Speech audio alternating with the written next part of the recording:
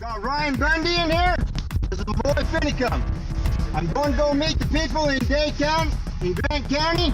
If you want to shoot me, you shoot me. But I'm not going anywhere. Here I am, right there. Right there, put a bullet through it. Go ahead and shoot me.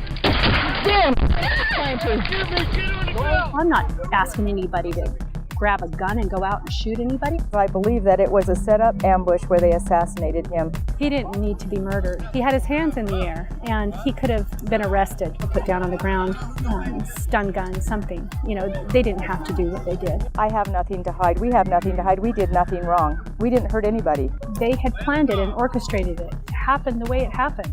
They knew somebody was going to end up dead that day. If I lay down and just cry and give up, then they've won. And I won't do that. I refuse to give in to them. He didn't need to be murdered. They need to be held accountable for what they've done. Go ahead, shoot me. Damn! Trying to. Shoot me, shoot on the ground. Stay down. Stay down. I pledge allegiance to the flag of the United States of America and to the republic for which it stands, one nation, under God, indivisible, with liberty and justice for all. Clive Bundy's never hurt anybody. He would give his heart and soul to somebody if he thought they needed him more than him. His heart hurts to know that there's his sons and a lot of other young men that are in there because they stood with him and they're not home with their babies and their families and their wives. And he carries that burden. It's very, very hard. He may never get out of jail. He may not. He may die in jail. Is that the way this thing is going? I hope not. I mean, it could, and I think that the federal government would love to see that happen, but I don't believe that that's the way it'll happen. I think that there will be an end to it. We need to see how Oregon plays out. That's going to set a precedence and be very important in the Nevada case. My story stays the same, so I don't really care if they're paid by the FBI or not. Informants. I have nothing to hide. We have nothing to hide. We did nothing wrong. We didn't hurt anybody.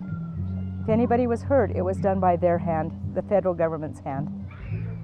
And this is a bump in the road for us. It's a big bump in the road.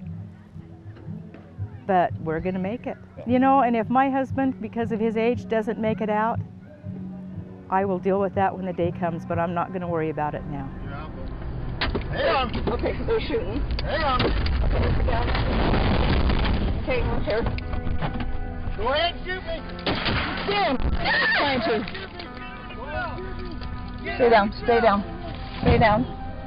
Stay down. Stay down. Damn it. Are they shooting him? Did they shoot him? My husband's life was worth it. Was worth freedom. And the liberties that we're losing in this country, it was worth it. I would hate to think that it wasn't worth it, because then his life would have been for nothing. He didn't need to be murdered. He had his hands in the air, and he could have been arrested in a different way, you know, put down on the ground, stun gun, something. You know, they didn't have to do what they did. But they had planned it. They had planned it and orchestrated it to happen the way it happened. They knew somebody was going to end up dead that day, or they wouldn't have gone to such great lengths. Well, we found out in court testimony that the driver of one of the vehicles was a paid government informant. Mm-hmm. We knew that in the beginning. We didn't need to wait just 8 months to figure that out. He was the first one to jump on Facebook and give a completely false statement in reference to what happened. He wouldn't have been able to have seen Lavoie get out of his truck. He wouldn't have been able to see anything. I could not sleep at night if I didn't do something, and to try to hold them accountable for the murder of my husband. He didn't need to be murdered, so they need to be held accountable for what they've done. I've already seen so much positive that has come from what has happened, from the 2014 incident to my husband's death. The American people have been awakened. They're more conscious of what's going on. Some young people are starting to open a book, and some are starting to read the Constitution for the very first time, you know, and starting to understand what those words mean. They're reading my husband's book and learning about God and family and how our individual rights matter and that we don't have to be swallowed up in a collective whole, that we still have our freedom of choice. So the thousands and thousands of people that have responded because my husband was murdered, they will continue to go forward, and they will continue to move forward. I know he's up there, I know he's watching, I know he's so very, very proud. Do you talk to him? Sometimes it's I miss you and I love you and I can't wait to be with you again. And other times is, well, what the heck did you think you were doing? But I know he's proud. I know he's proud of the American people that are waking up and taking a stand. I know that he is hoping that more and more people will be affected by whoever. Because it's a chain reaction in some ways, right? Mm-hmm. One person can affect many, but then those many go out and affect more. And I'm hoping for a real change in this country. The men in prison need to hear this and see this, because so many times they sit in there and they feel like at the outside we're just going on and we've forgotten about them.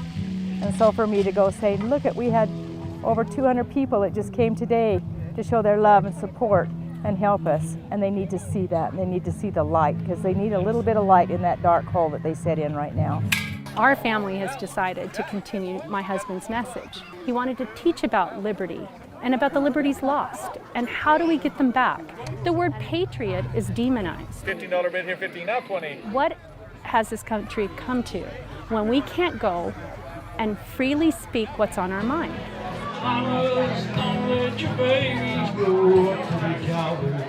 Life goes on. They can't put their life on hold because Lavoy Finicum gave his life for this fight. They can't put their life on hold because my husband and 4 sons and a whole lot of other patriots sit in prison. Oh, I love you. But they can come to something like this and give me a hug and love me and support me. And by doing that, many hands make light work. So everybody gives a little bit and it becomes something great and wonderful. I don't think it has been for nothing. And I have faith that it's not done. This movement is moving forward, it's rolling forward. When you see those little kids crying for their daddy at night, you wonder if it's worth it. Yes. But you know what? If we don't fight now for freedom, those little kids won't have freedom. There's a purpose for everything in this life. And would I tell my husband to not do what he did? No. Never. Never. Do I like where they are now? No. Do I wish it was different? Yes. Will it be? Yes. No doubt in my mind.